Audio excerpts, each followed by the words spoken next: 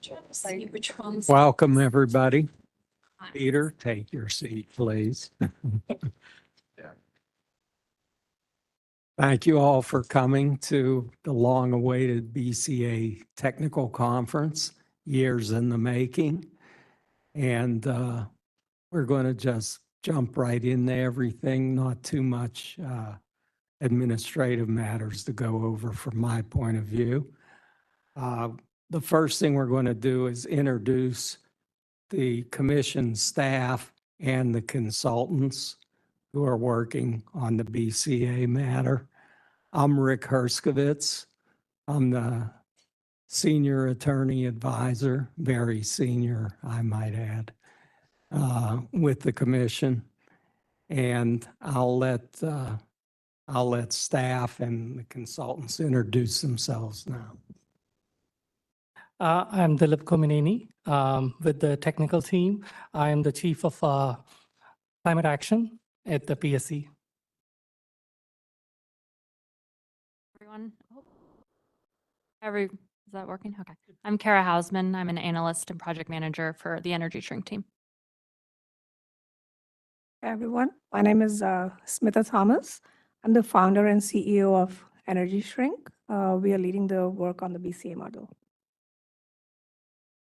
Everyone, I'm Andrew D. Benedictus. I'm a director with E3 or Energy and Environmental Economics, working with the Energy Shrink team on the BCA model.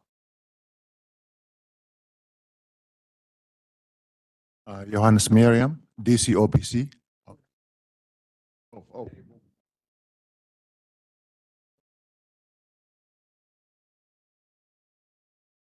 Okay, back on the record. As you speak, I'll get to that. Let me just start off by saying what the purpose of this technical conference is, and it was set forth in the commission's notice that was posted January 31st, and it refers to Order 21938, in which the commission adopted several of the Clean Energy Act Implementation Working Group's recommendations, CEAIWG for those who participated.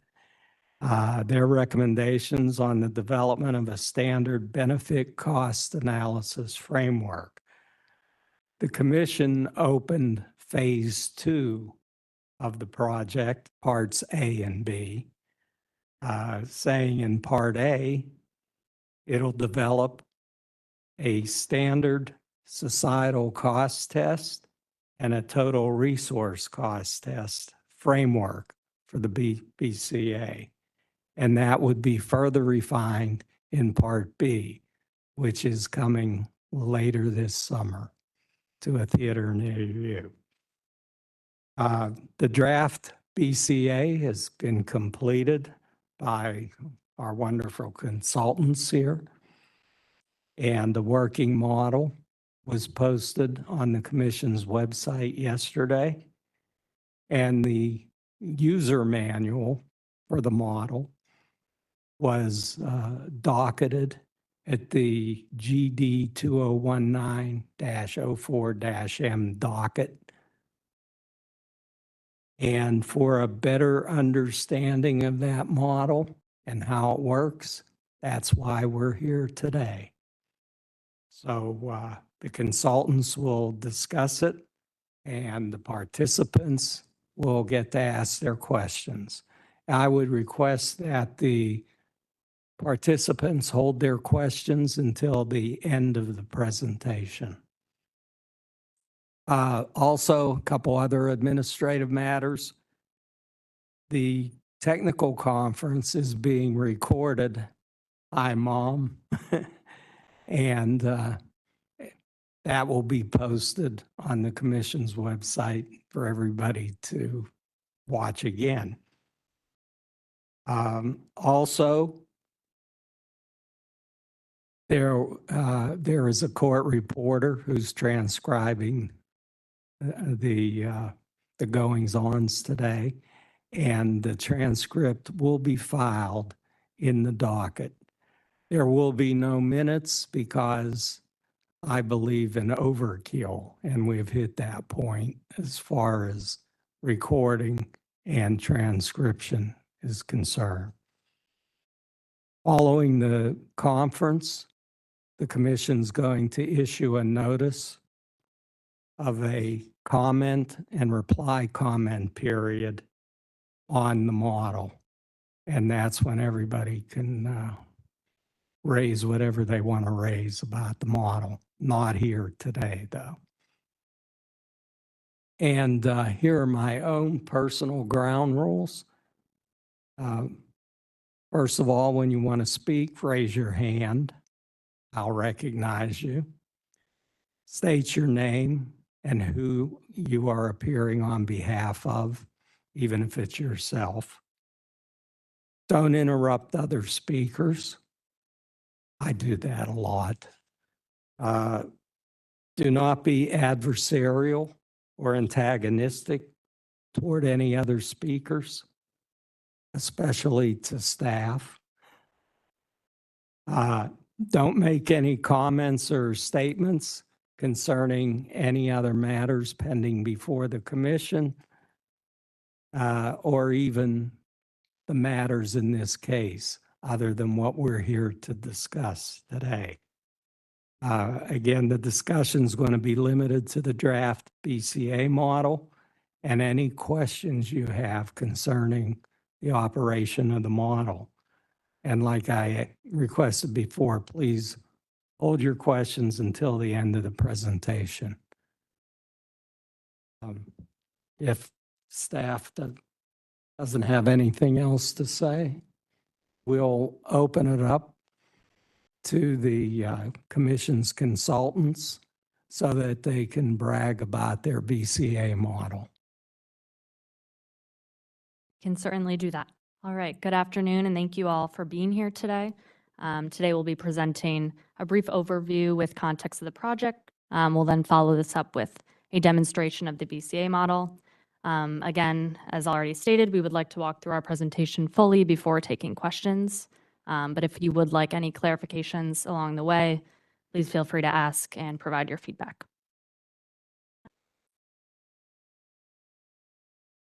So our consultant team is made up of Energy Shrink and E3. Energy Shrink is a boutique firm based in Washington, D.C. that's focused on the decarbonization of the built environment through technical analysis, research, energy modeling, and education and training. Recent clients include UNEP-FI, the World Bank Group, NYSERDA, DCDOEE, and DCPSC. Energy Shrink is the team lead and has led the design of the model from a user perspective, as well as the analysis methodology for the greenhouse gas and air pollutants. E3 is a national firm that helps regulators, policymakers, utilities, developers, and investors make the best strategic decisions possible as they understand and implement new clean energy and climate policies.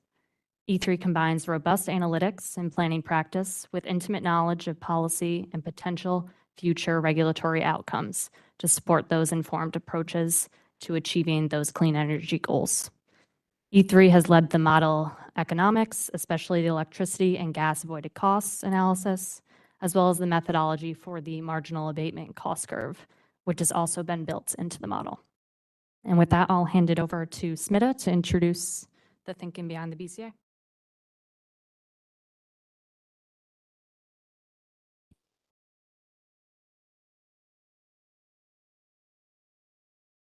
Thank you, Kara. Can you hear me okay? So I'll start with an overview of the project. The goal of the benefit cost analysis model, or the BCA model, is to develop a tool for DC and for the Public Service Commission of DC to evaluate gas and electric distribution, utility-related initiatives with a transparent and even-handed approach. The elements selected by the Commission for inclusion into the BCA model are quite comprehensive. The model considers climate factors, air pollutants, and equity in addition to the distributed energy resources. The charge that we were given by the DC Public Service Commission was to develop the BCA model with a dynamic dashboard that would respond to user inputs, sufficient granularity to make good judgments, built-in checks to ensure that the model is robust, and the ability to be expanded. It was to have an innovative approach and be broadly applicable. So the DC Commission wanted to have full control of the model. So the version that, the internal version is unlocked and there is no black box approach here. Slide, please. The vision for the BCA model builds upon the district's and the commission's previous work. So those of you who've been involved in this in the past, there's a fair amount of history that brings us to this point today. The vision for the BCA model originates in the vision statement that was adopted by the commission during the MEDSIS project, which is now called PowerPath DC. It envisions the modernization of the district's energy utility delivery system to be sustainable, reliable, safe and secure, affordable, interactive, and equitable. The Clean Energy DC Act of 2018 also charges the Commission with considering global climate change and the district's public policy commitments in supervising and regulating utility or energy companies. The climate goals of the Act were accelerated by the Climate Commitment Act of 2022 in DC. DC is expected to achieve carbon neutrality by 2045 and 100% renewable energy by 2032. This BCA model is part of that journey. From the vision to the implementation, starting from the policy acts, going through PowerPath DC and the General Docket 2019-04M, which Energy Shrink also supported the Commission on 5 years ago, to the BCA model today. With this BCA model, we can accelerate the approvals of utility initiatives to accelerate DC's progress toward carbon neutrality. So the Commission's vision for the BCA model is to provide a tool for independent evaluation of the utility programs by the Commission and by the stakeholders. The BCA model is being designed to be fuel agnostic and, like I said, provide an even-handed treatment of electricity and gas initiatives and distributed energy resources. The purpose of the model is to inform and guide the decision-making, allowing users to compare the benefits and impacts of the programs. It's worth noting here that the Commission will rely on the BCA for guidance. That's the part written on the right-hand side. The Commission is not required to approve or reject all initiatives solely based on the cost effectiveness as determined by the BCA model. So it will serve as a guide. So in this scenario, the selection of the BCA tests is key to how DC will evaluate the utility proposals. The BCA models of different jurisdictions around the country incorporate a variety of benefit cost analysis tests depending on their policies. The traditional tests focused on the utility, the program participant, and the ratepayer. The later entrant was the TRC test, which took a broader look at benefits and costs from the perspective of both the utility and the customers. And over the last 2 decades, TRC got broader. We started to include externalities and non-energy benefits, or NIBs, as some of you may know them, into the TRC. For example, 15 years ago, we would say, we are assuming a $20 per ton cost of carbon and some monetization of health impacts. So this has morphed into the societal cost test, or the SCT. The benefit with the SCT is that it allows jurisdictions to pick the externalities that they want to include in BCA in alignment with their policies. The National Standard Practice Manual, which is the NSPM, recommends the SCT for evaluating utility initiatives. This is the most advanced test available today, and DC has selected the SCT as its preferred test, with TRC as a secondary test. That's the background. Now getting into the model, the BCA model is being executed in 2 parts. Part A includes a majority of the elements and a user guide to accompany it, and a framework to compare the costs of the marginal abatement of greenhouse gases.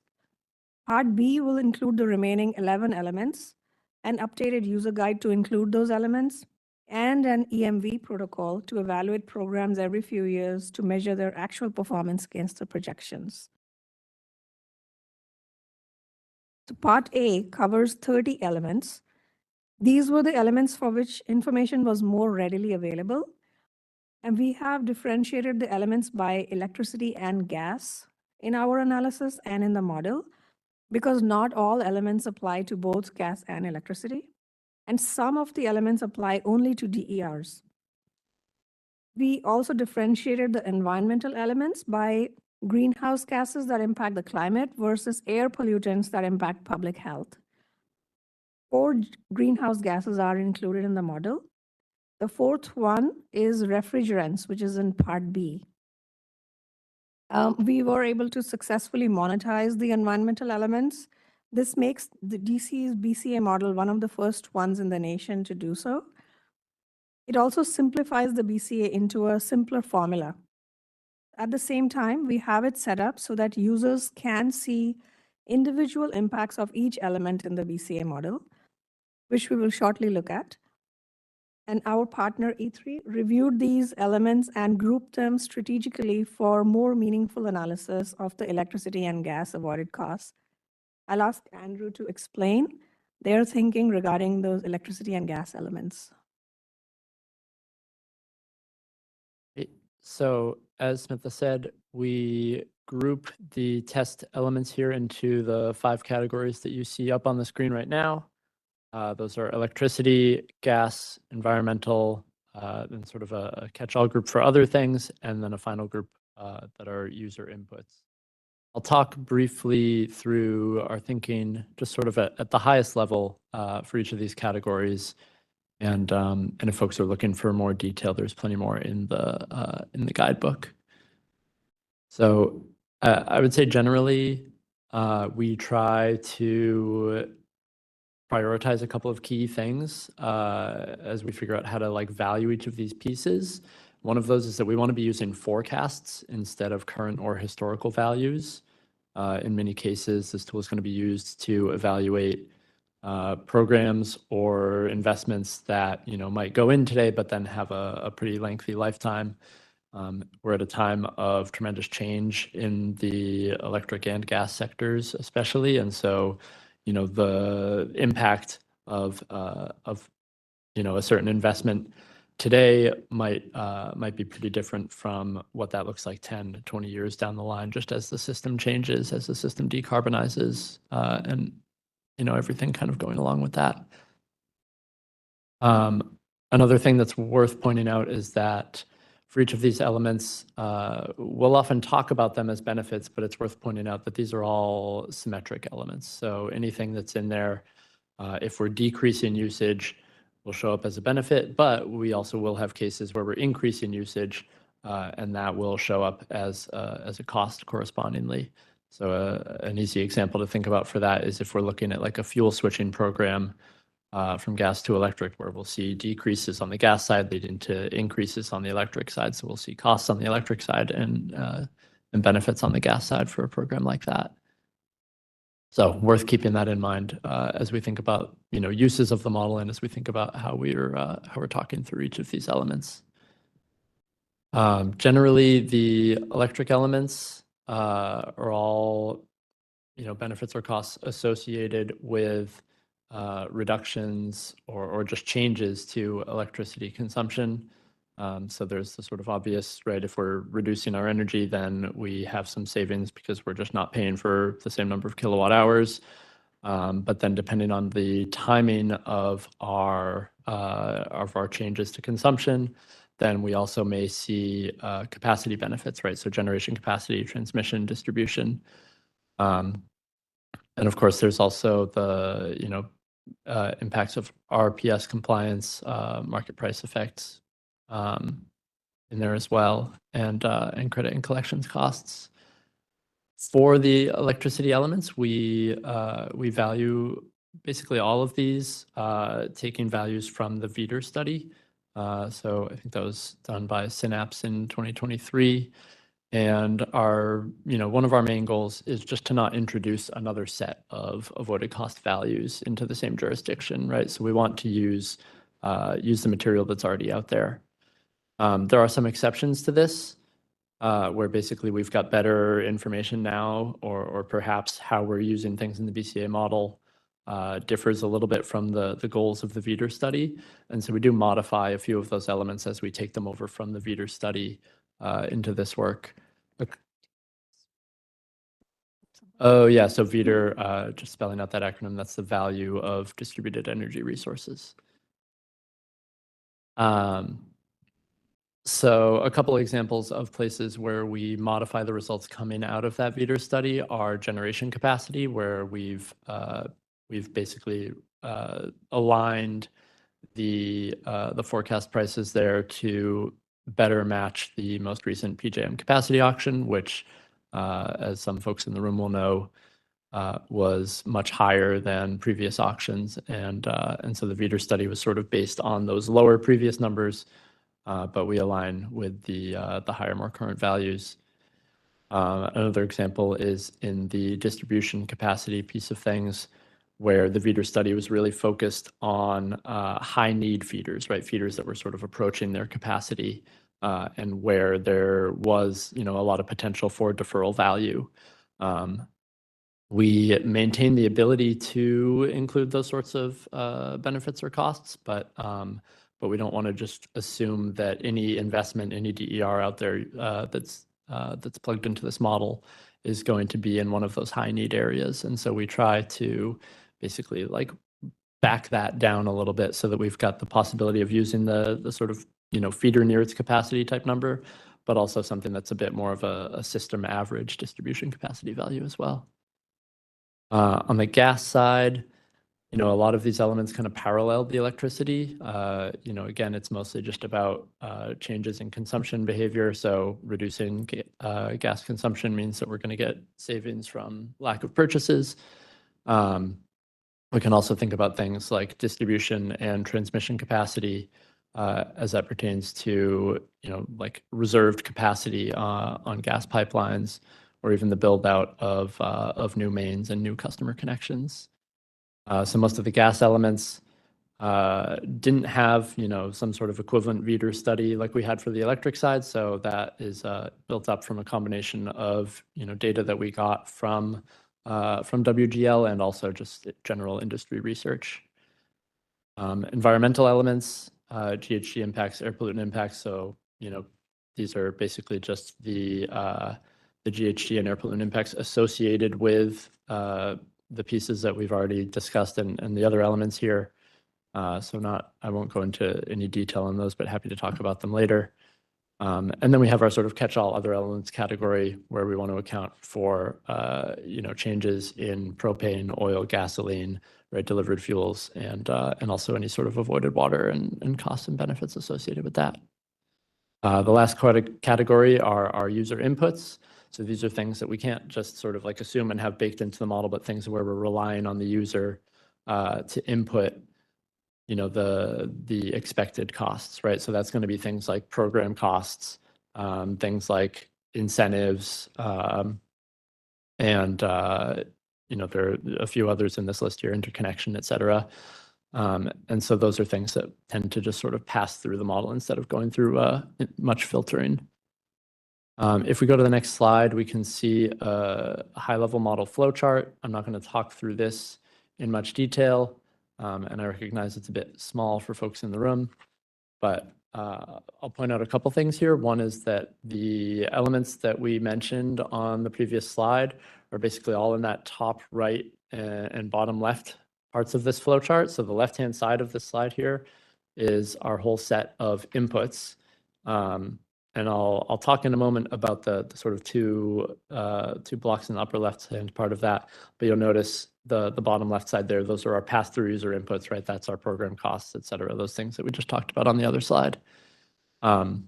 Above that, the other key inputs fall into two categories. There are the fixed inputs. So these are things that are based on our own research or numbers we've been able to go out and grab. So these are gas prices, electricity prices, O&M costs, all these forecasts that are going to be static.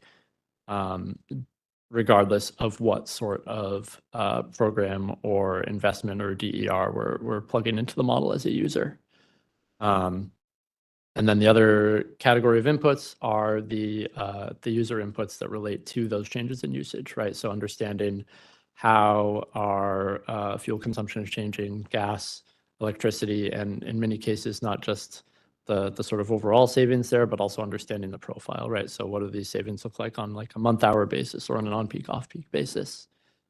So those inputs basically combine with the fixed inputs, right? All our forecasts for all of the values of these things. And that's what then flows into to get us all of these different test element results listed in the model calculation section there, and that then flow through into our outputs. That's sort of a brief glimpse under the hood of the model. And I'll just turn it back over to Smith now to talk about sort of the model in general and then do our tour. Thank you, Andrew. So briefly, the elements of the BCA model are shown here on the screen. The benefit cost tab of the model shows all of the elements in the order. Actually, it might be better if I project the model at this point. So I'm going to move to a different seat and do that.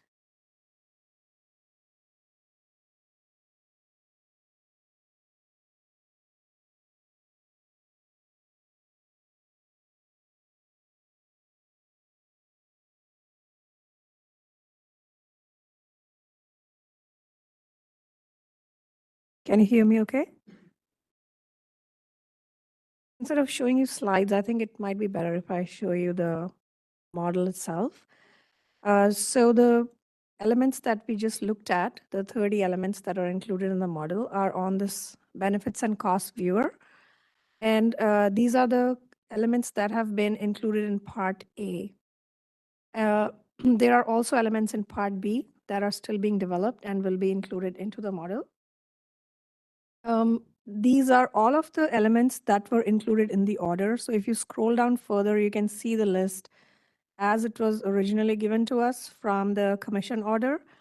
And we've just separated it out by electric and gas, depending on, certain things did not apply to both of them. So that's why you see the number being repeated sometimes. And then in the column, you see which elements apply to the societal cost test and which ones apply to the TRC. As Andrew mentioned, the data sources used for each, they're also listed here. So in this column here, you can see the data sources. And for example, the data source for electricity elements was the value of distributed energy resources study, published or not yet published maybe, but completed by Synapse. And for the electricity emissions, we use the NRL Cambium data, which is then multiplied by the cost published by EPA for the emissions. And that is actually published for precisely this type of societal BCA analysis. For gas, I'm just going to move up here. Yeah. Okay. So these are, in the model, these are the electric elements that you see on top. I'm going to highlight them. And then below that, you see the gas elements. So for the gas elements, the model used a combination of WGL data, EIA data, and EPA emission factors. And it again multiplies gas emissions with the EPA costs for the greenhouse gases and air pollutants. Some of the other elements that, as Andrew mentioned, are going to be user inputs. So this is the main dashboard of the model. And the user inputs are going to be on the dashboard. Let me show you how it works. So if you are on the dashboard and you want to go to the user input section, you can just click here. It takes you to the user inputs. And this is where some of the user inputs will go for things like fuels, program costs, and incentives. We did mention Part B. I want to just highlight that one more time. It covers 11 elements. And these will be built into the model in the next few months. So these cover things that we did not discuss yet, but there's going to be your greenhouse gases, there's going to be upstream emissions included in it, racial equity, energy burden, locational and temporal value of DER, low income impacts, moderate income impacts, public health, reliability, and resilience. The placeholders for these have already been built into the model. So if you look at starting from the front end of the model, you start from the leftmost tab on the model. The first thing worth noting is that it says on the top, enable macros if prompted upon opening the model. So most of the times Excel will open the model and give you a warning on the top saying it needs macros to be enabled or macros have been disabled. So please enable them to use the model properly. The model, you enter into it by simply clicking on this, saying enter. And the entire model has been designed to be user-friendly so that any new person approaching the benefit cost analysis is not intimidated by the density of the information that actually goes into the backend to perform this analysis. So we wanted the model to look simple and to understand and to operate from a user point of view. So we've designed it more like an app in which a user discovers the guidance information in the place that they need it. So it's contextual user guidance provided throughout the model in the place where you have user inputs. And the user only needs to know the information about their program, and the BCA model magically does the rest. So the key features of the model are that it is transparent. You can see exactly what is going on in it. But you can't edit the backend, so you can't game the results from the model. All the fields are color coded. Users can edit the fields in yellow. So if I go again to the user inputs, this is the color coding used in the model. So the yellow fields are user input cells. The bright yellow indicates fields that have drop-down options. If there is a field that has a gray background, it indicates that the field has been dynamically changed based on user inputs. And ideally, those fields should not be used for data input.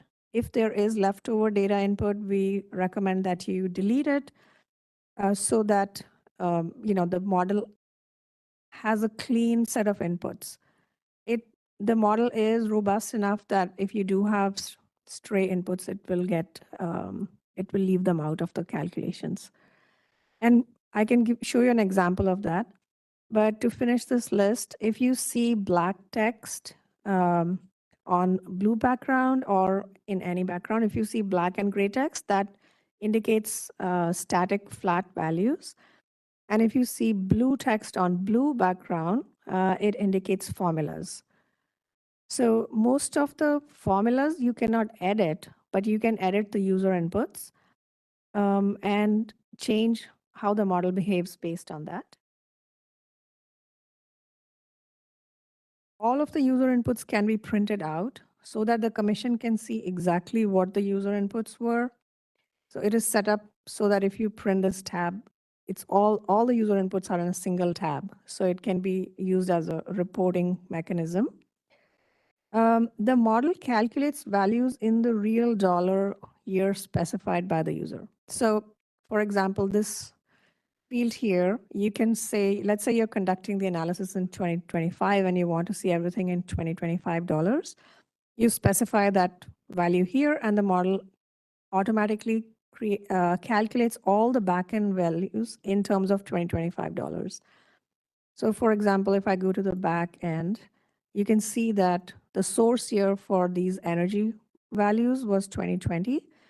And the model is seeing that you want to see them in $2025. So it converts the source values into $2025.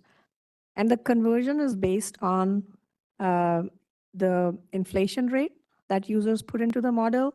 So if they choose to put an inflation rate of 2%, it's going to show a certain set of results. But if inflation rates change, this number can be changed by the user. So that's an important, very important input to remember, the year in which you're producing the results. And then the model is dynamic, like I mentioned. So you can see the results change as you change the inputs. So for example, here is your key assumptions. And under that, you have your annual totals per year that you're entering into the model. For example, if you want to enter program administration costs, you would enter them here in the yellow cells. Now, the reason the cells are yellow starting from 2026 is because the user input says that the starting year of the initiative is 2026. So if I change that, if I make that 2027, the model will recalculate and gray out the year 2026 and make it start from 2027. So that's how the model behaves dynamically. I'll just go back to the inputs we had. The other thing, as I mentioned, the model uses macros for some of the dynamic features. So you please enable your macros when opening the model to use all these features.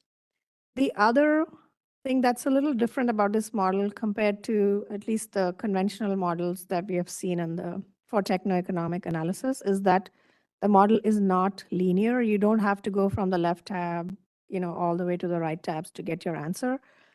You can stay on the interactive dashboard to put in your user inputs, and then the results are on the top.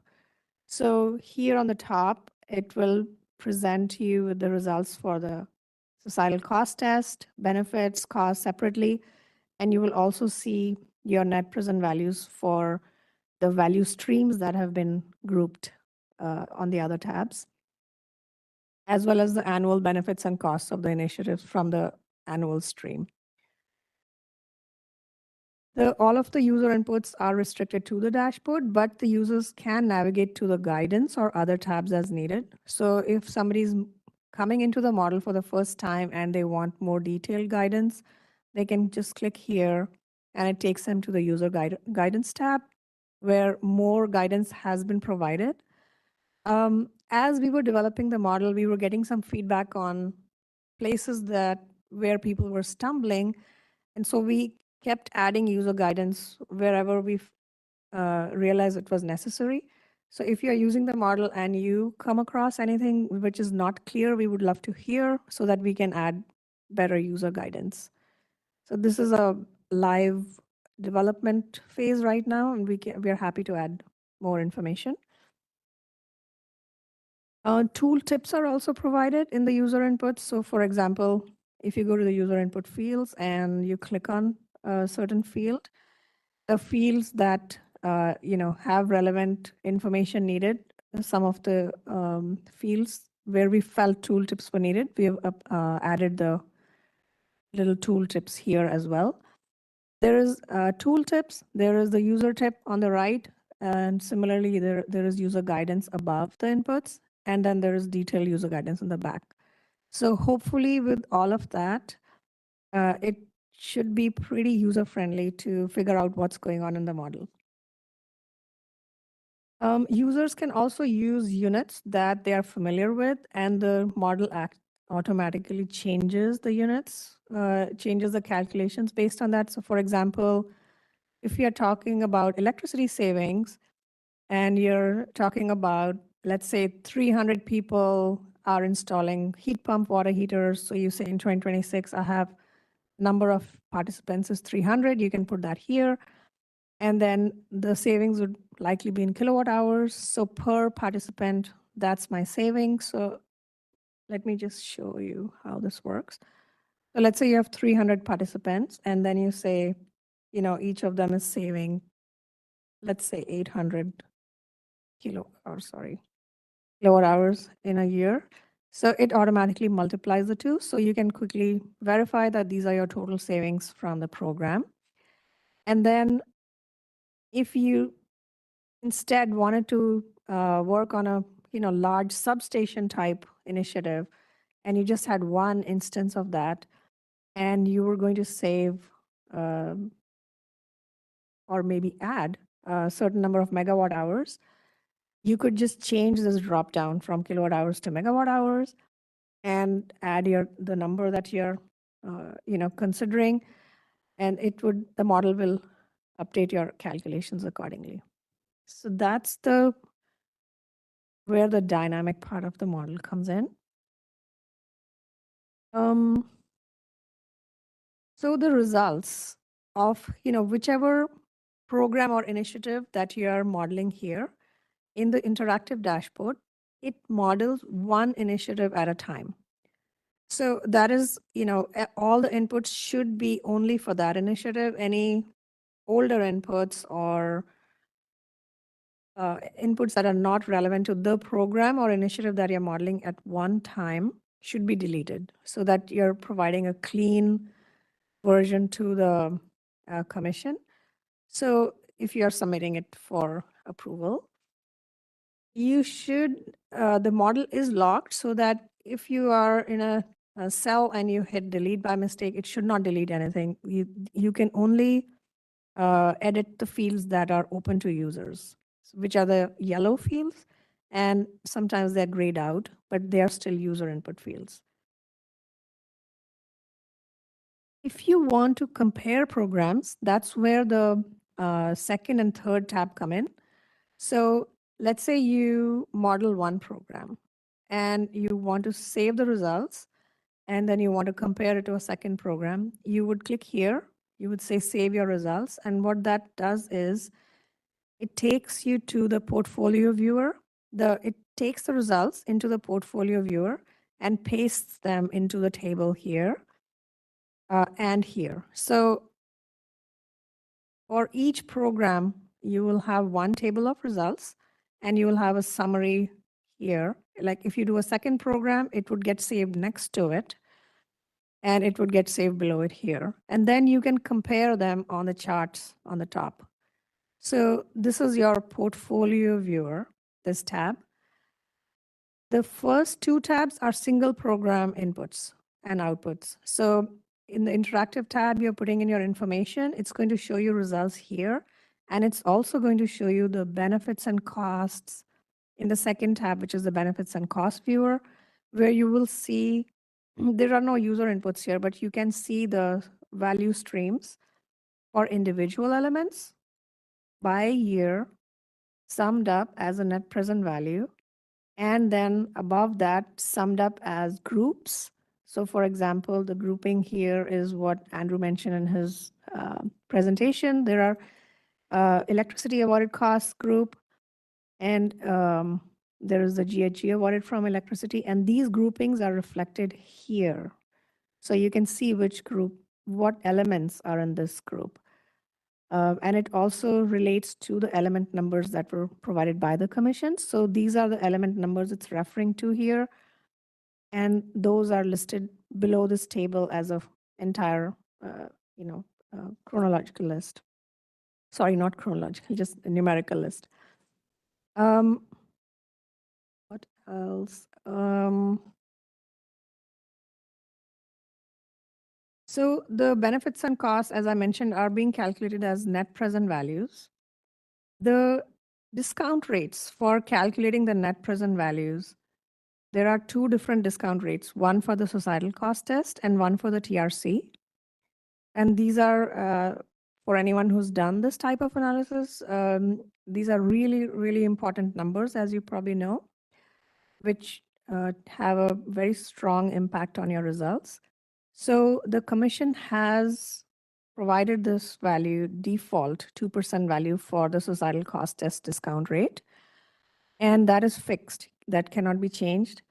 For the TRC discount rate, the order states that utilities can use their weighted average cost of capital, which can vary by year and by utility. So that's a user input.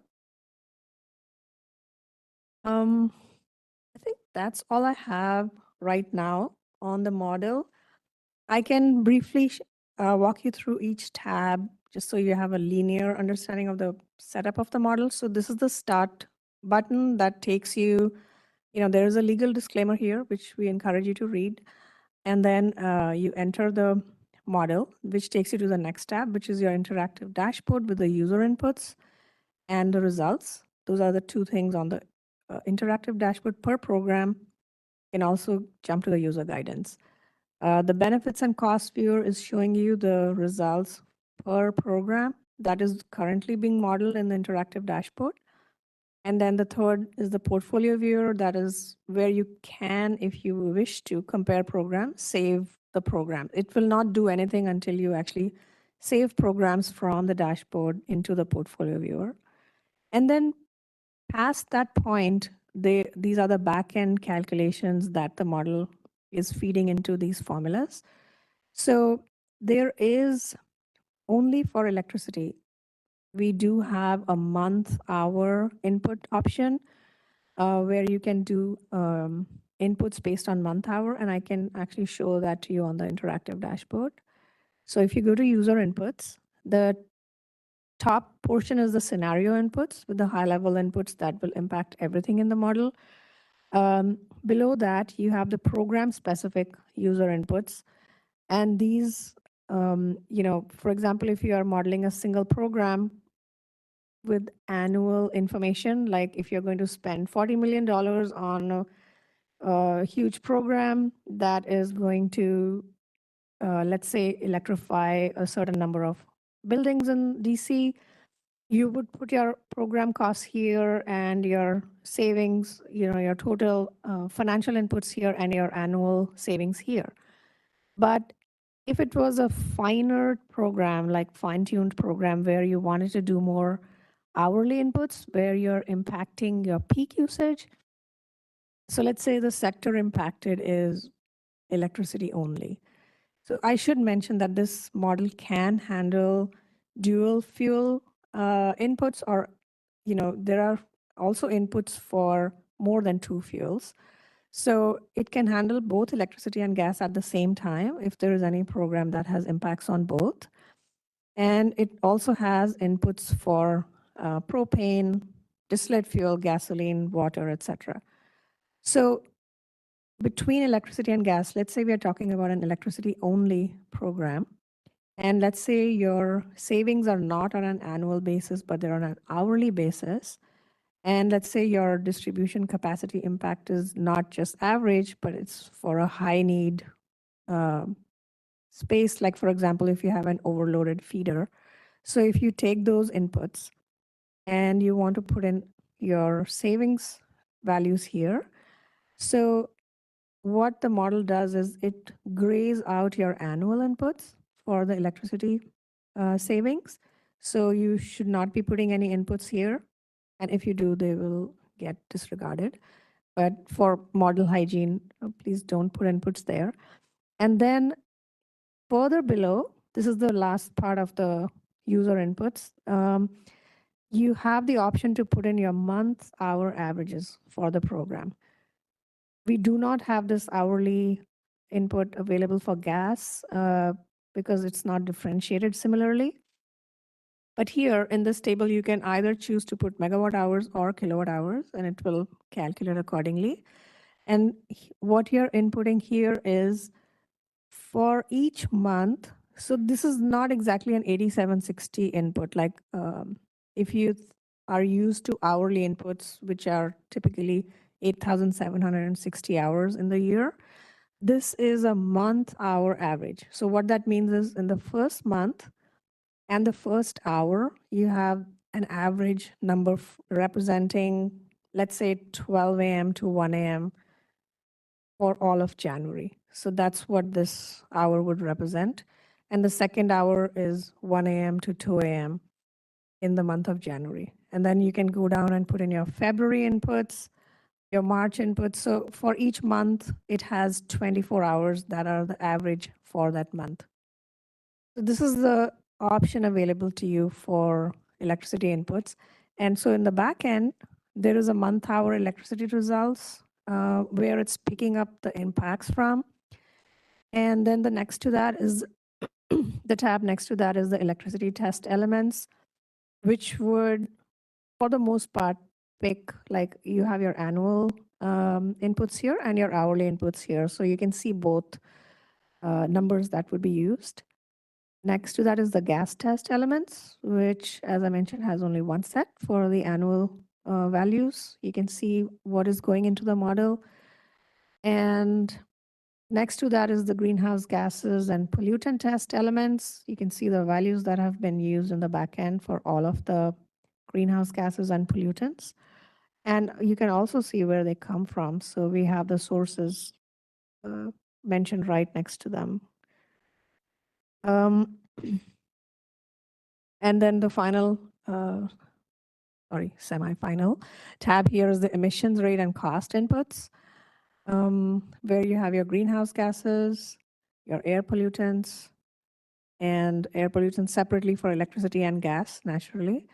You also have your distribution losses from gas pipe. And then finally, you have the other test elements, which is your propane, fuel oil, gasoline, avoided water costs, and these are feeding into the respective spaces on the model. The very last part of the model is the reference section, which has the user guidance and the lookups that are being used basically to convert things when users are picking one formula or one unit or the other. So that's all of the model. Would anybody like me to show anything on the model before I wrap up?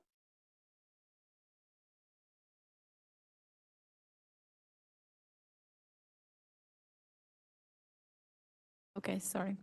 My name is Gökşin Kavlak. I'm here on behalf of PEPCO. Just a clarification. Could you also show how to add different initiatives so that there's a portfolio is obtained?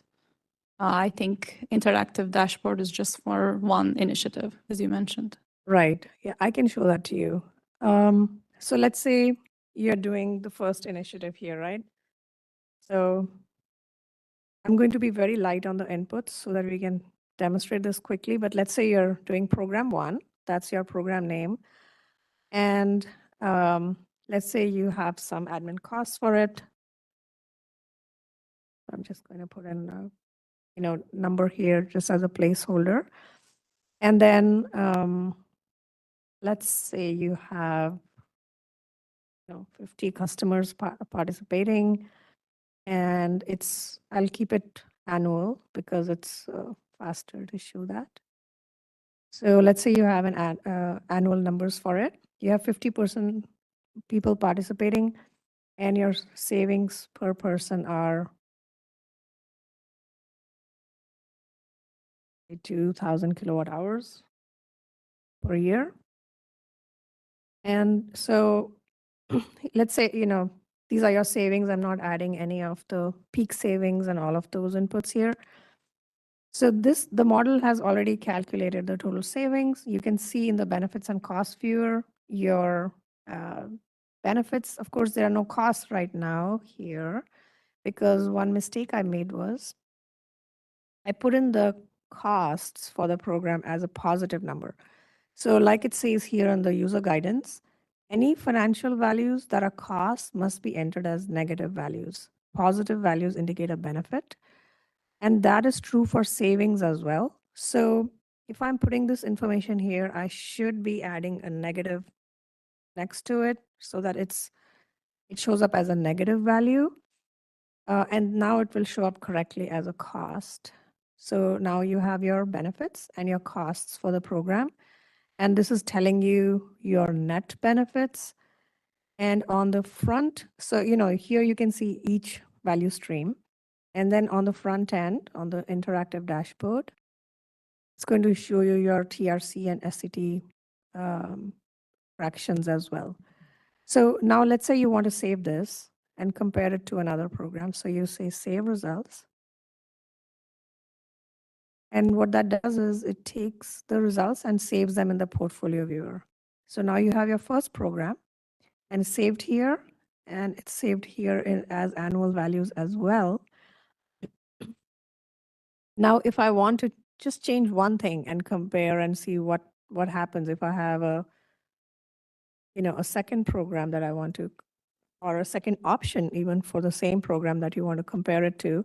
And you say, let's say I have a different technology for the same people that's going to save, instead of 2,000, it's going to save them 3,000 kilowatt hours per person. So I just want to see how the two programs compare to each other and whether it's worth it for me or not. So I say save results. Now, if I go back to my portfolio viewer, I can see these two programs side by side. I can see the costs and the benefits next to each other. And there is also another really cool thing that actually Andrew built into it, which is, you can, let's say you have made a mistake and you want to delete some specified program data, you can come here and say delete a specific program and then just press this button. It will delete that for you. And if you want to have a clean start, you can say delete all program data and delete that for you. And then here on the right is your abatement curve, where actually you have a drop down. So this is the conventional way that the marginal abatement curve is viewed with TRC net benefits, but you also have options to look at it several different ways. And it picks the data from the programs and shows that to you.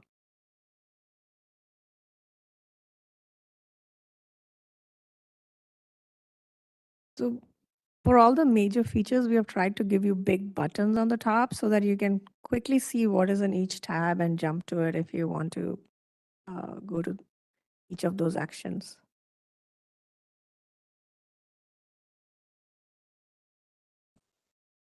Hi, this is Michael Kagan. I'm working with WGL.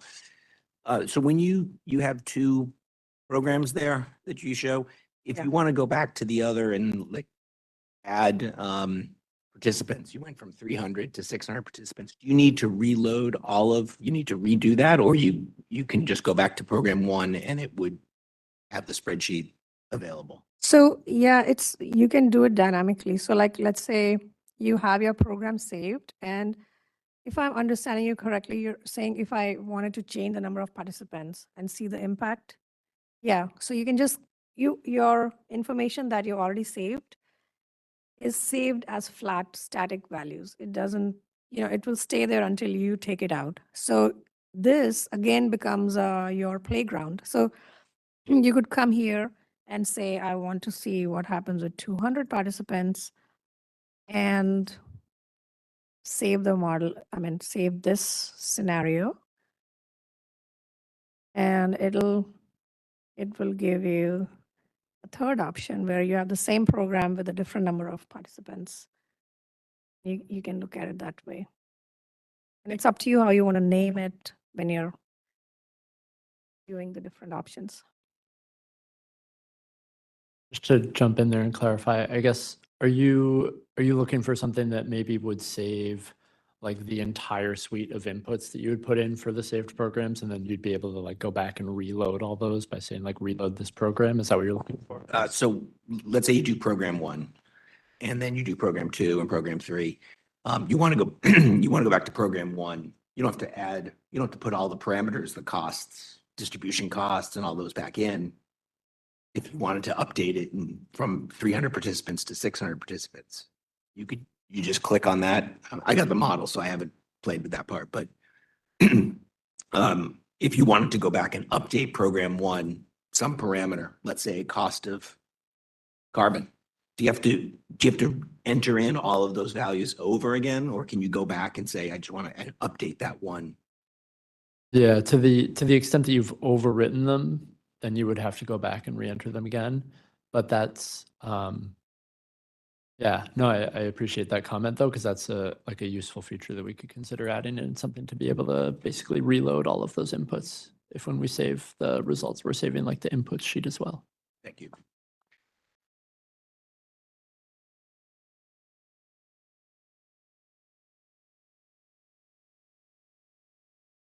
Any other questions on the model?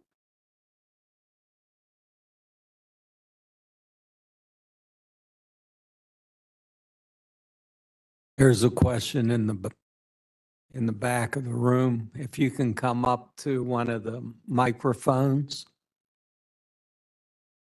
Yeah.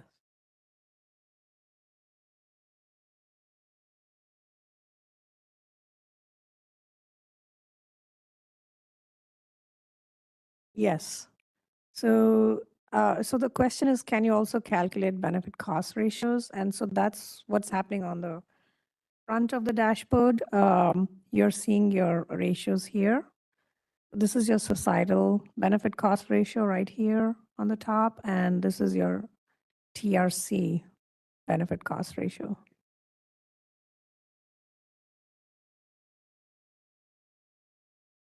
We also Anyone save else? it.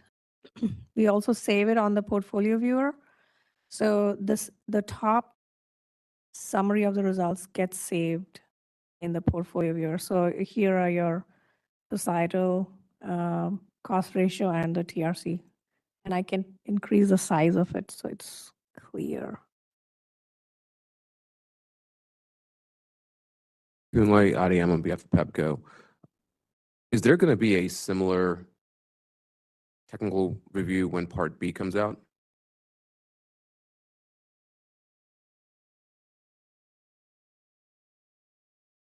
Yes, there's going to be a similar session for the Part B.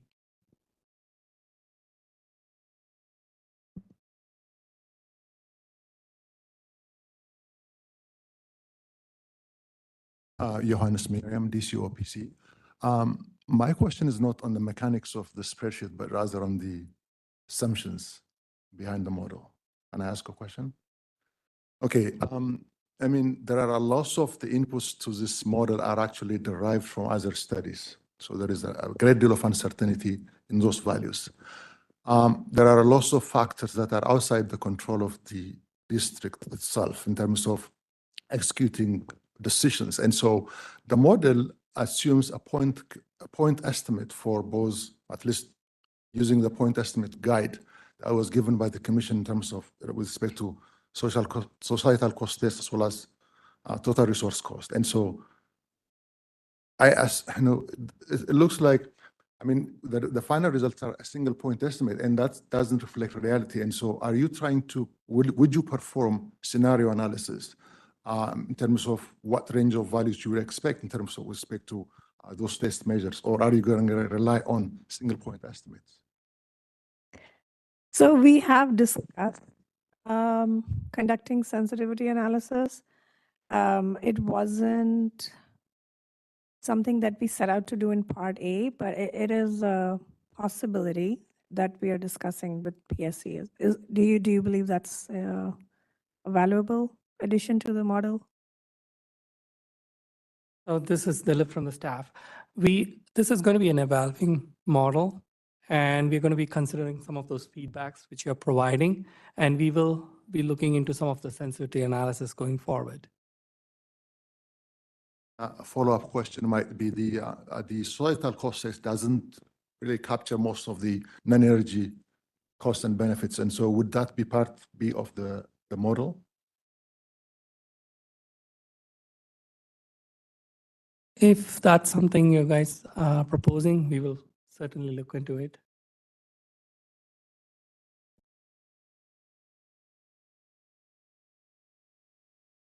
Good afternoon. This is Josh McClellan with Washington Gas. Couple questions regarding the inputs for the gas elements. So as we were looking through the model handbook, I got the impression that the information that was available to generate those elements were a little bit limited when compared to the information available on the electric side. Mhm. So I wanted to ask Energy Shrink or E3, do you agree with that assessment that there was a little, you had to dig or go through some outside sources outside of WGL or district to find that information? If you agree with that assessment, is there any sort of appetite for the commission to maybe conduct an equivalent study or analysis for the gas distribution system in the district to get kind of on par with the VDER study that's out there? I'll let Dilip speak to the second part of that question, but yeah, regarding the first part, I think, as you noticed, there's like a whole study out there dedicated to the electric side of things. And so it's a bit easier to have, like a lot of detail there. And so, yeah, on the gas side, we've done sort of what we felt we could, and we think it's a pretty good representation, but we're also always out there looking for, better data and sort of more there.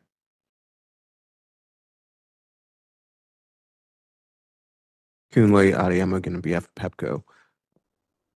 Regarding the VEDR study, during the presentation, I assume this is open for us to ask questions now, right? During the presentation, it was mentioned that the VEDR study was published, but maybe not published. So is there a separate VEDR study that you're referencing, just for clarification of the record? And secondly, regarding the VEDR study that was conducted, did you have access to all the inputs in the VEDR study? Is that going to be made public to all parties, what those inputs in the VEDR study were, since we don't have any access to those inputs? Philip, would you like to take the first part of the question about the publication? So regarding the VEDR study, I think it's still ongoing, and some of the information might have been public. We could certainly look, but the values used for this model has been included in this model sheets. So you definitely have access to all the values which have been utilized for this model.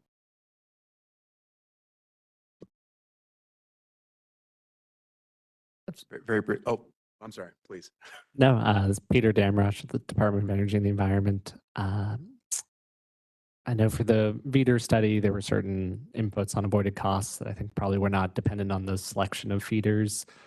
But I remember the actual study was only of 4 distribution feeders. One of the primary feedback from everyone's comments on the study was, those may not be representative of the distribution system as a whole. So I was wondering if you could speak to, for the BCA model inputs, which ones are maybe depend upon which feeders were chosen as opposed to PJM capacity prices or something that are independent of the specific feeders. Yeah, it's a good flag. And one of the things, so that's one of the key things that we wanted to adjust instead of just grabbing that information straight over from the VEDR study. So as you pointed out in the VEDR study, they focused on analyzing, I think, 4 feeders that were identified as being like high need, right? Like near their capacity sort of feeders where there is like a lot of potential deferral value. If we're thinking about, an entire system, what we tend to see is that there are a few feeders, circuits that'll be really high value, some that are sort of mid value, and a whole lot where the value is quite small.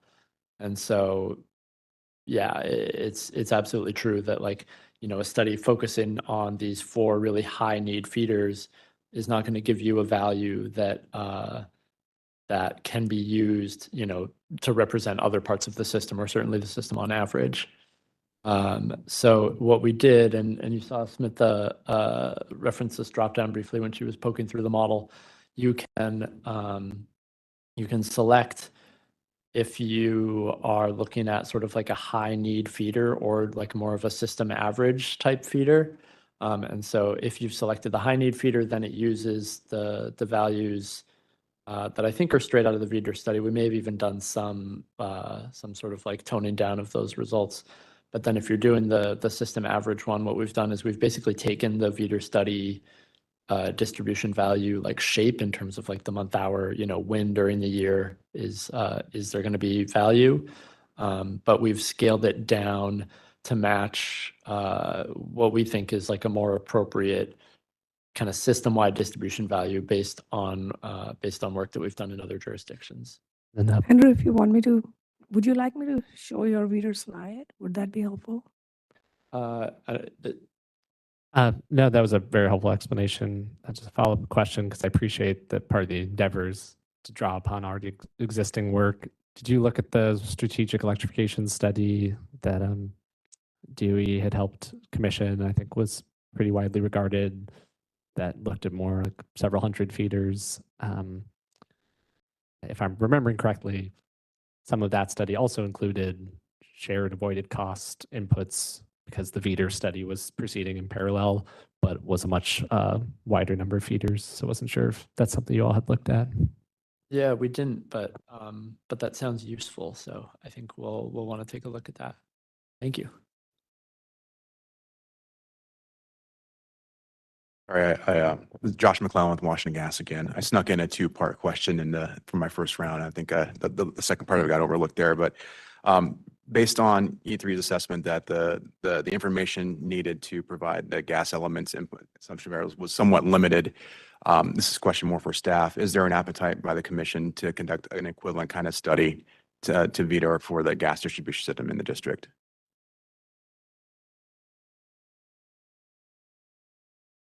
We have to review that internally and see if it's feasible or not.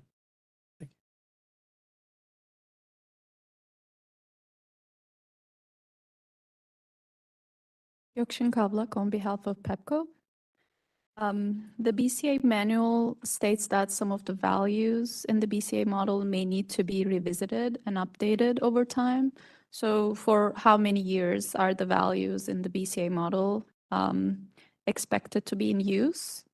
And relatedly, if there are updates to the underlying data, such as the NREL cambium data, will the Commission release a revised model, or will PEPCO have to replace the values to reflect the most recently available data? And then finally, are these values presented in the model binding, or do users of the model have the ability to propose alternative values?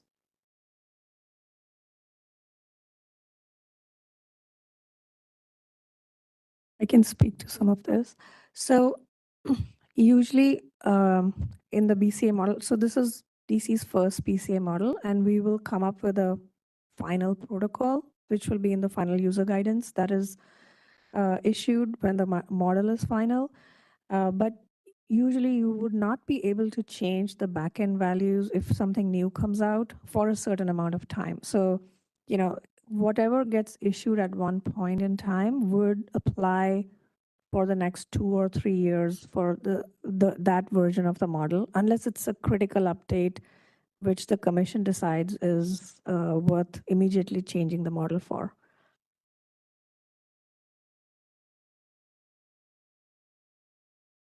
Does that answer all parts of your question? Yeah, that's helpful. And I was thinking about, for example, how you updated the capacity price projections based on the most recent capacity auctions. If something like that happens, if new information is available, should we expect a revised model, or should we go ahead and update the value? So that's still, yes, it would be good to have some guidance on that. So the BCA model will not allow you to update the capacity values at the back end. That part is locked. If you feel like the BCA model should be updated, that would be something to bring to the Commission and for the Commission to consider when they want to issue a revision of it. Because it would have to go through the same vetting process before it gets issued. So. Yeah, just to add to what Smita had said, again, we look this as an evolving model, and in the upcoming days, I think we're going to be getting some feedback. Whatever we get, I think whatever can be incorporated would be incorporated to update the model. And then we're going to be releasing the part B, and we will have a similar technical session and the feedback session to get some updates and feedback. Once the model is finalized, I think we're going to have a periodic refresh of the model. And we haven't decided on the timeline, whether it's going to be 2 years or 3 years, but we will have a periodic refreshment. In the interim, if there is a critical change and if the parties, decide that that needs to be incorporated, I think the Commission would evaluate and see if that needs to be incorporated. Okwelwala Ali here with Washington Gas. Wanted to ask specifically regarding input update based on the conversation on assessment that the gas data is limited, and before the BCA is finalized, do we have an opportunity to provide some data, or at least on a more resolved level, maybe hourly, for example, similar to the electric side? Is that a possibility that the Commission will be willing to entertain, or is it only averages that we are limited to? So if there is any specific recommendation of a value, I think that needs to be provided during the comment period so that the commission can review those and move forward based on how that needs to be incorporated.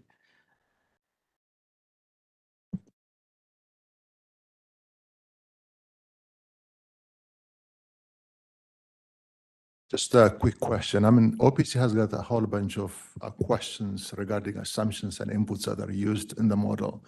Would you be, I mean, would be providing probably a written comment? To what extent you would actually entertain those questions related to the inputs and assumptions?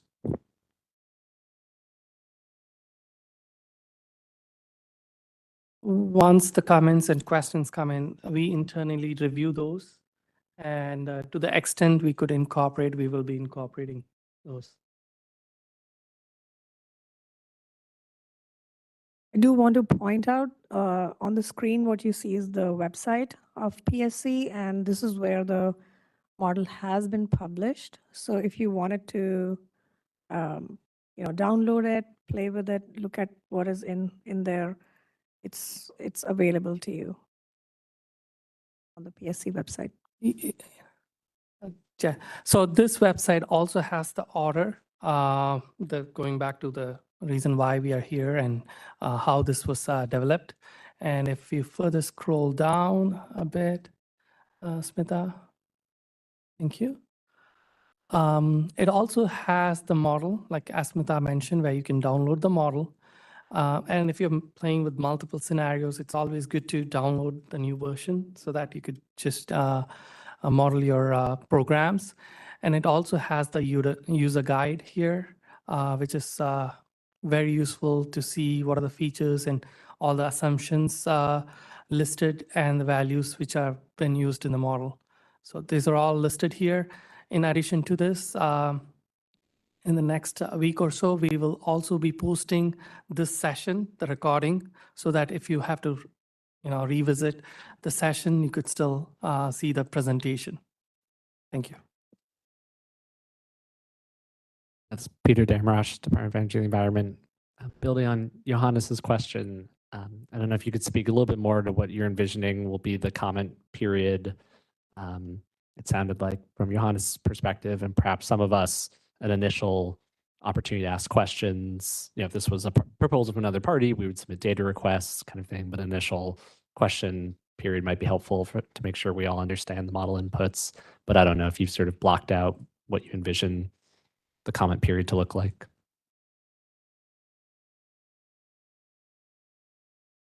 The comment period is going to be 30 days from whenever the notice is issued, which will probably be early next week. And there'll be 15 days for reply. As far as the questions are concerned, I myself haven't discussed that with anybody. So you're just going to have to hang loose till we decide on that. Another follow-up question to getting questions answered from a procedural perspective. Washington Gas preemptively filed some questions ahead of the technical conference. So obviously we'd like to have those questions answered in writing. So would that be handled during the comment period? So should we kind of refile those, or will those kind of be kept and responded to during the comment period? Or how should we expect those questions to be answered? I saw that you filed them. I didn't look at the questions, though. Do they deal with the operation of the BCA? Like, it would be appropriate for today's conference? The majority of them are. Yep. Some of them are more also intended behind the commission's use of the model itself. So yeah, it's a mixed bag of various questions. Yeah, it is all relevant to the BCA model itself. Yeah. Right. If there's any you can ask today, that would be preferable. Okay. I don't know how the commission wants to handle questions in the future. Okay. Understood. Thank you. Oh, Gökşin Kavlak on behalf of PEPCO. So the manual and the model currently doesn't include guidance on the emission rates from transportation fuels. So thinking about programs like transportation electrification programs, and there will need to be some emission rates related to gasoline and diesel as well. Will the commission provide further guidance and edits to the model to include these? Or should the utility provide these values as needed? So the model does have inputs built in for emissions from gasoline and diesel. I don't recall if we added that to the user guide or not. I believe we have it there, but if we don't, we will make sure to add it. So for the emission rates, so there was only heating oil, which is a different type of diesel. So there wasn't that part. Like there's, for example, when you showed the fuel switching between gas and electricity, so if there's fuel switching between transportation fuels and electricity, it's not clear at the moment how those would be evaluated. Yeah, so the fuels that we have right now are propane, distillate fuel, and gasoline. See that. So if I go to the ups here, you can see that these are the emissions inputs. Or like propane, it's given here, and you can also see which source we are using and what our assumptions are. So if you have any particular fuel in mind, please let us know and we can simply add that. It's not a difficult thing for us to add it to the model. You're right that the fuel oil we included here, we were looking at the residential type of fuel oil here. Yeah. following up on Washington Gas's questions about questions, we've just made an executive decision here. Submit any questions you have with your comments, and I'll make sure that gets in the notice. So we'll probably get bogged down. I know you had several pages of questions, and so we'll defer those. Put them in your comments. Peter. Peter Damrush, Department of Energy and Environment. We're participating in the Equity Advisory Working Group that's working on some of the Part B inputs. I was also wondering if you could share a little bit more about the intended uses and timeline for the Part A versus some of those Part B inputs. Is this something where we all actually do have a lot of time before the model is going to be put into practice because we're still waiting on the Part B? That might influence some of our suggestions around timeline and process for commenting on Part A. Yeah, so this is the first version for Part A, which we are releasing. And like Rick mentioned, we're looking at 30 days for the comments and questions and the reply comments within following 15 days.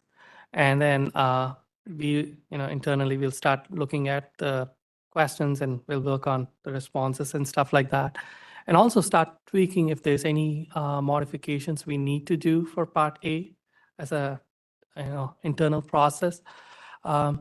Meanwhile, we just kickstarted the process for Part B, and we are started incorporating the different components for it.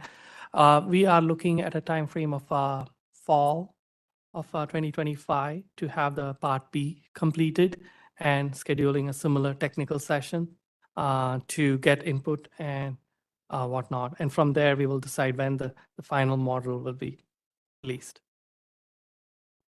That's all helpful. So I guess my question was, do we have a little time to slow down on the Part A evaluation? Because we know the Part B needs to get completed anyways. I'm just thinking about things like the 15-day reply comments, actually pretty fast. So trying to understand if we actually have a little more time to sort of work through things systematically, that may be helpful for many of us.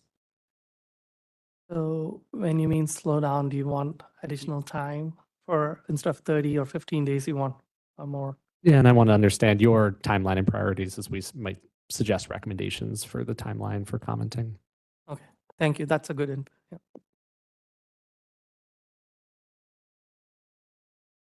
We'll take that into consideration before the notice comes out. And yeah, we understand 30 days comes and goes quickly. So we'll look at that. Our marching orders now are 30 days. So we have to do some behind the scenes shuffling. Or Dilip and I can just make another executive decision. I like that better. But we'll look into it. Thanks for bringing that up.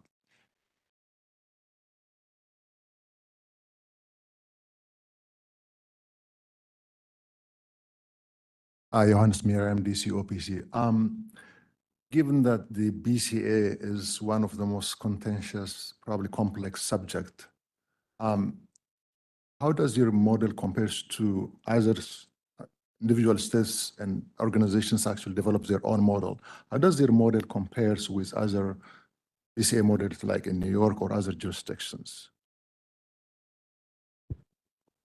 So one thing that we have noticed in this model is that because it has more elements, right? It actually shows a lot of benefits that you don't see in some of the other models. So if you're used to seeing programs that are fighting to get to a TRC value of 1 or, somewhat low SCT, here you're going to see pretty high values, which is why we made it clear that this is not it's not as if the commission is going to say, okay, this is over 1.0, therefore this program passes or is approved. They are going to simply be looking at the relative benefits and costs of the programs and taking that into consideration along with all the other factors to decide which programs get approved or not.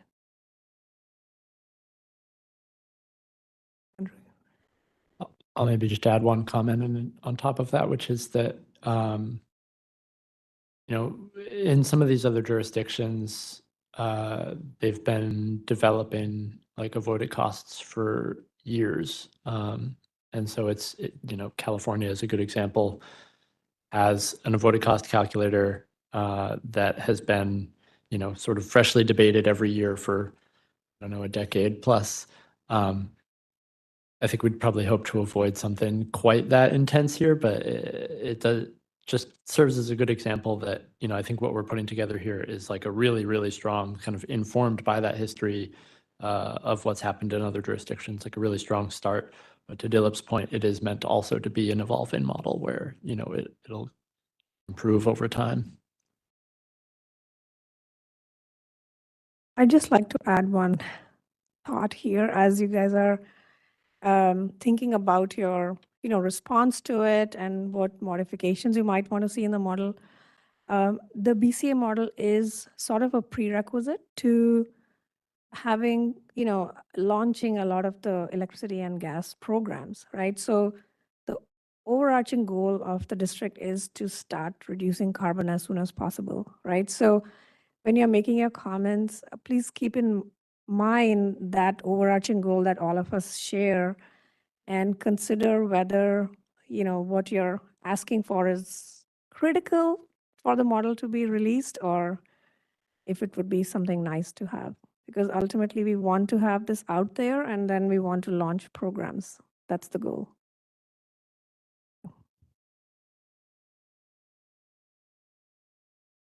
Just gonna go. Josh McClellan again with Washington Gas. To that comment, I think one of the things that we're looking at is how can the BCA model be leveraged for sort of non-DER investments that could occur in the district.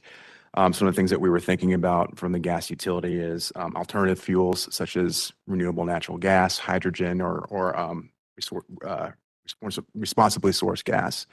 So those could be projects that could go underway and, it could be contribute to the district's climate goals. And on top of that, so there's the alternative fuel projects and then also sort of the standard conventional weatherization or energy efficiency projects. How can the model be leveraged for those two kind of categories of initiatives?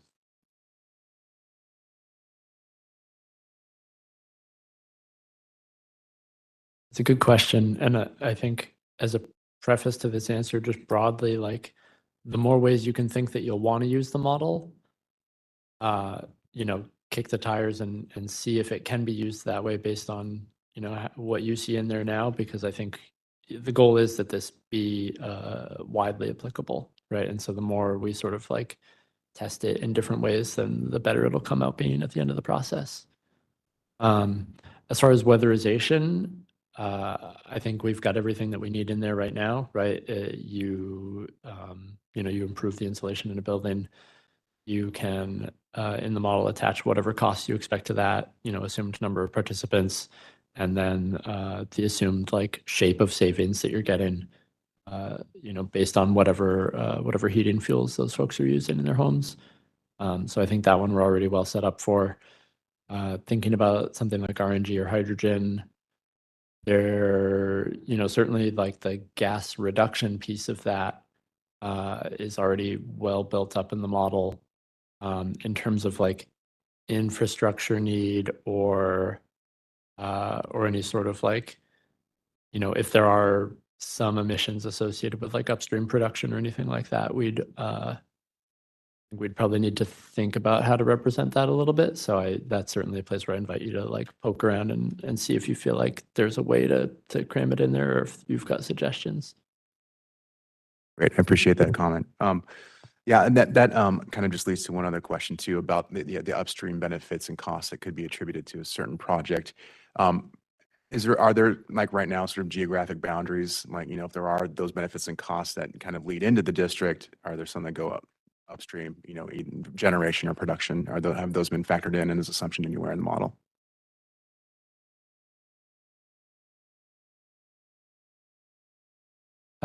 I'll let Smitha add to this if she wants to, but I think generally the goal in representing any of the upstream impacts was to sort of trace those, back to where they matter, right? So if we're thinking about CO2 as an example, it doesn't really matter where that's being released. That's a global effect.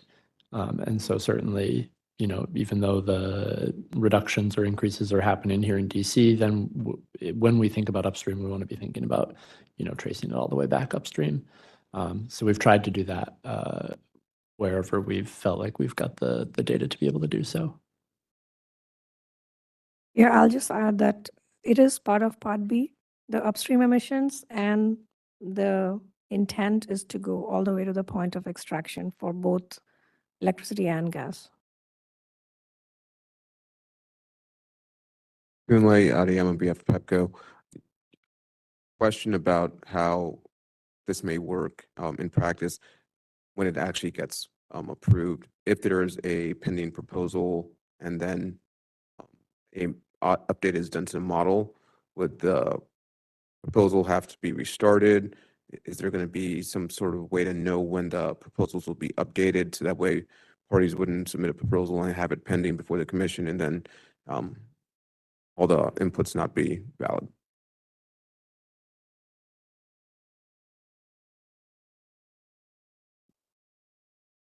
Well, I think we are still at the initial stages building this. Maybe once we get to a point where it's going to be released, I think we will get some input to see where some of these programs are and how it's going to impact each utility to make those decisions.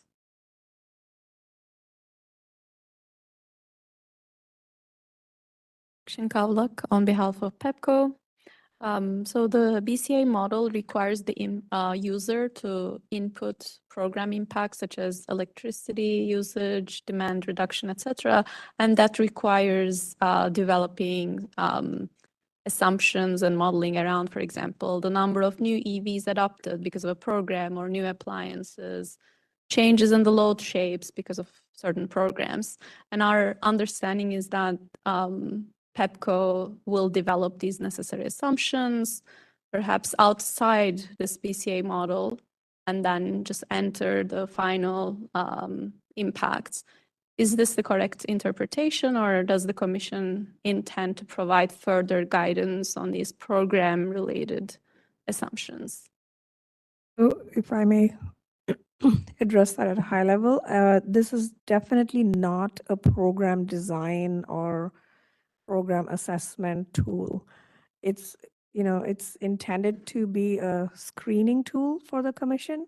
So if when you're designing a program and you're trying to see how it impacts your load shapes, and you do a very detailed level of analysis normally. So in the past years, I have actually worked on designing DSM portfolios for also PEPCO and WGL at a point in time. But that analysis is a very different type of analysis. Like we are actually modeling, individual technologies, looking at each individual technology's impact on the load shapes, right? And then bundling them up to create packages. That's not at all what the BCA model is intended for. You're simply taking the results from that and putting it here as a screening tool so the commission can make decisions about whether to approve it or not.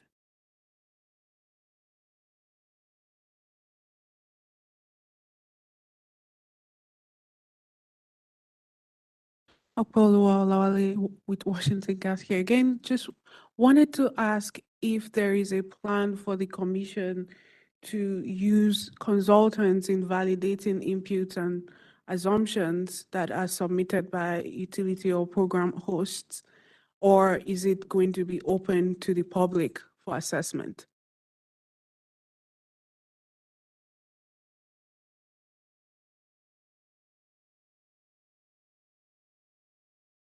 I didn't understand the last part of it where you meant, and this program is going to be used for public for assessment, or? No, it's kind of getting into the policy or process part of the use of the BCA model, just as a follow-up to the question, in saying the inputs or assumptions that are used, do we make sure that they are validated by the commission or by the consultants, or is it going to be open to the public to say, yes, these numbers are correct or not? I think, like I said, this is still premature. I think as we get through different inputs and feedback from the utilities, I think we're going to review it and see how we could assess this tool, for its intentions. Yeah.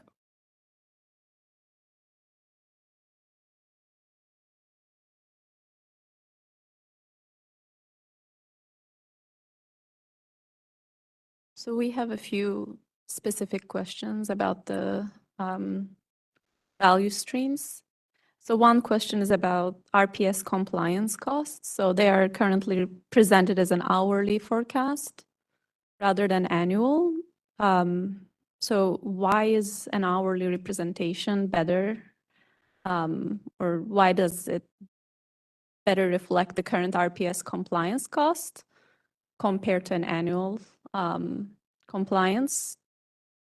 And relatedly, the annual RPS compliance is converted to hourly prices using an hourly emissions forecast from Cambium. So this implies that compliance costs are higher during high emission hours.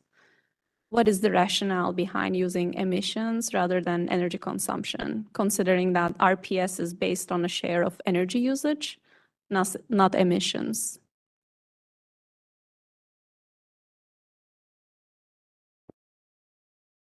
I think I can give a partial response to that now, but in order to actually kind of dig in, I'll probably need to take that question back and follow up on it. But generally, the value of looking at things on an hourly basis instead of an annual basis is that we want to understand what sort of generation we're offsetting. So if take a solar PV program, for example, if you are displacing other utility scale solar generation, right, if that's what's on the margin in a certain hour, then your benefits look pretty different in terms of what that means for emissions versus if you're displacing gas or something else on the margin. Of course, this doesn't answer your question about okay, well, ultimately what we're doing is reducing the number of kilowatt hours and therefore the percent of that is that has the RPS requirement. So I think if you can like get your question down in writing, we can look at that in more detail.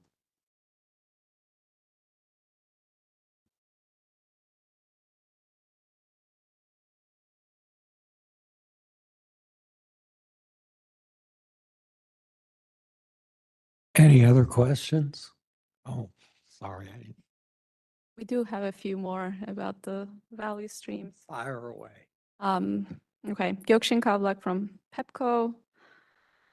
So regarding one of the gas elements, transmission capacity costs. So the manual states that transmission capacity avoided costs should only be counted if a program achieves sufficient peak demand reduction. So will the commission provide further guidance on how to determine whether a program such as a building electrification or load flexibility program achieves sufficient peak demand reduction, or will PEPCO determine this?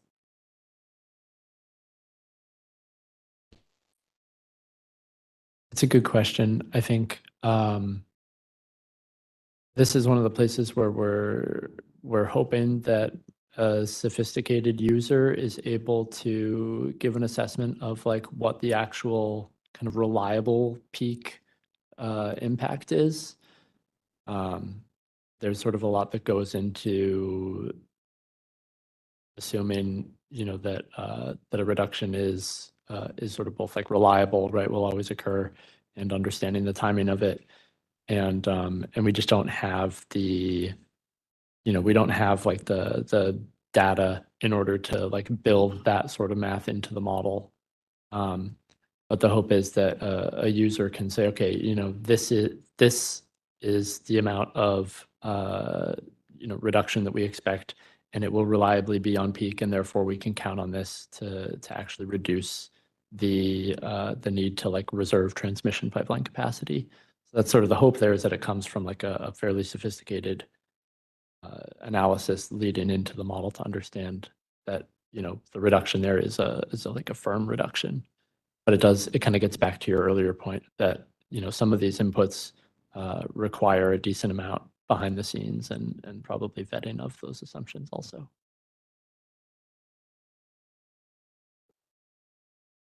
Okay.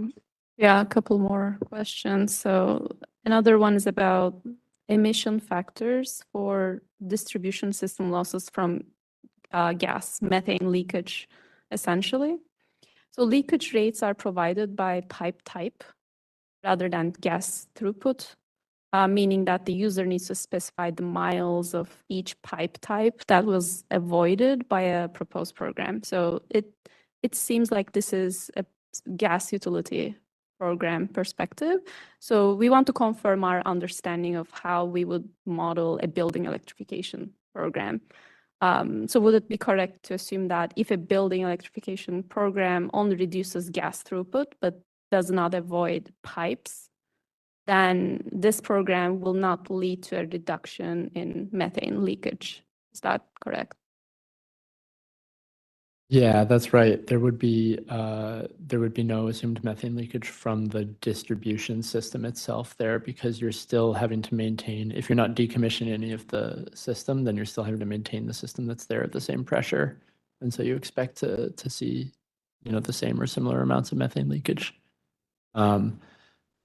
There is the possibility of like endpoint emissions reductions still, right? If you're not working with you know, like a gas stove, for example, then perhaps you're decreasing the like very local like endpoint emissions there.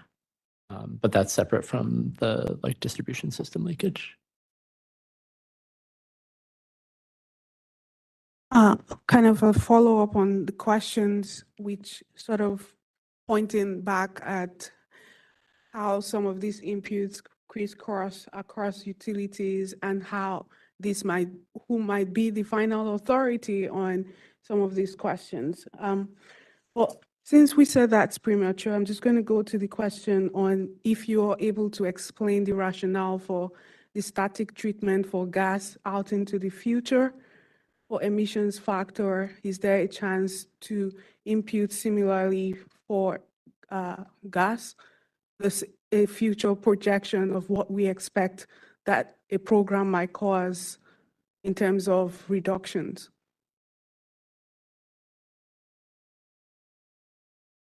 As currently built, you're right, it is just a static assumption in terms of like gas emissions. I think this is one of the things that we could explore for the conversation about like sensitivities that could be added, right? If WGL does have some plans that they could share showing expected, like blending of RNG or what have you to reduce emissions, then that's something that we could, look into adding basically a separate trajectory for how those emissions evolve over time. Yeah, as I said before, being able to capture how these things are evolving over time is really valuable. So if you're able to provide that sort of information, then I think that's a sensitivity we'd be interested. I'm asking from a point of the model as it is currently built does not even allow for that yet. So if there's a way to frame the model to be built up to at least allow for that in the future. Yeah. Not as a just sensitivity test, because it's not done that way on the electric side. Just trying to understand. I guess you're asking about just the feasibility of building that into the model? Yeah, absolutely, we could do that. Yeah, so that's a good recommendation. If you could add that in your comments or, all the recommendations, we might even look into it. So just one clarification on that. On the electricity side, we have it built in because it aligns with the mandate in the district, and we see that there is a trend where the grid is getting cleaner, right? So it would be similarly built into the back end. It wouldn't be something that a user can change, right? So to build it into the back end, we are making sure that it is vetted data. Like it is something that, is not just a projection by the utility, but it has to actually align with what is happening around and align with the policies. So when you're providing that data, please provide us with something that we can actually put into the model, right? Because we wouldn't just put anything into the model, like we are vetting everything before it's going into the model.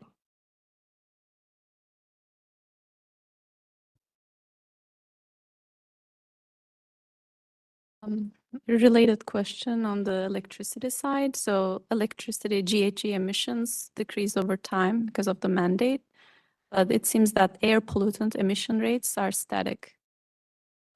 So they do not change over time. So shouldn't electricity air pollutant emissions also decline as fossil fuels are phased out in a decarbonizing electricity system?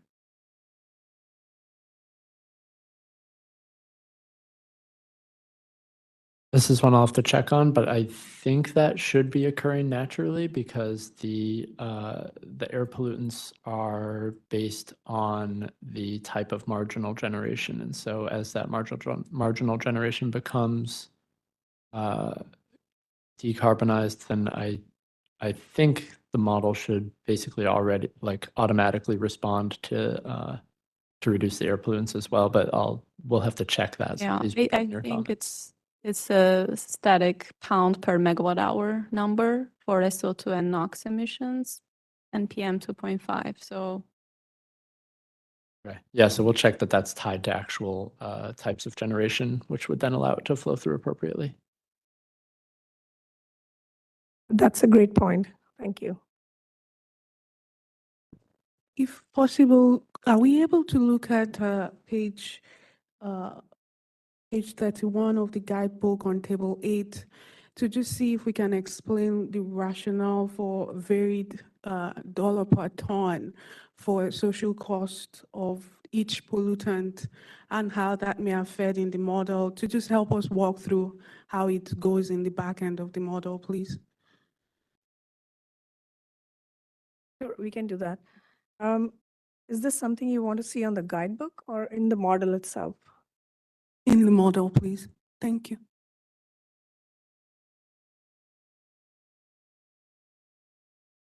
So the pollutants are listed here on this tab for greenhouse gas and pollutant test elements. And as you can see, there are, the first part of the tab is month hour, but then we have the annual impacts following that. So for each year, we have a projection of, carbon, CH4, nitrous oxide, NOx, SOx, and PM 2.5 associated with each MMBTU. This is a carbon equivalent of all of these for the greenhouse gases, which is used in a different formula. So for each of the greenhouse gases, we take the emissions rates, and so these are already converted into dollar values here, and we take that and multiply it by. It's not actually that complicated. We multiply it by the amount of emissions that are. Sorry, this would be in the BC tab. So in the benefits cost tab, it gets multiplied by the energy use. So if you have your kilowatt hours, let me show you. So let's say these are your electricity emission savings, right? So it takes your savings. Actually, this formula is a little bit long, but it's taking so it's saying if your program is on in that year and you're doing hourly savings, then it takes the hourly values and multiplies them. So there is also a net to gross ratio here, which may be familiar to people who have offered utility programs in the past, but it basically looks at the ratio of savings that are being achieved by the program versus what would be naturally occurring savings. So that factor is multiplied here. And so there is this month hour calculation. And if it's not an hourly model, then it takes a annual calculation. So it's simply taking your, savings and multiplying them by the pollutant dollar values per megawatt hour, or it's in megawatt hours at the back end. Does that answer your question? Does that answer your question?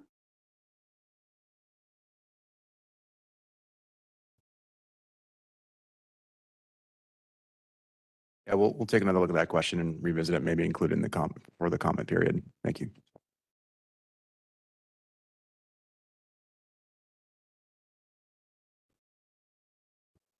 Anyone else?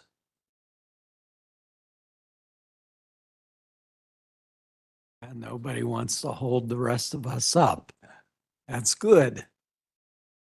I want to thank everybody for coming and asking these good questions. I hope we will have answers for them. And thanks again to our consultants for their presentation.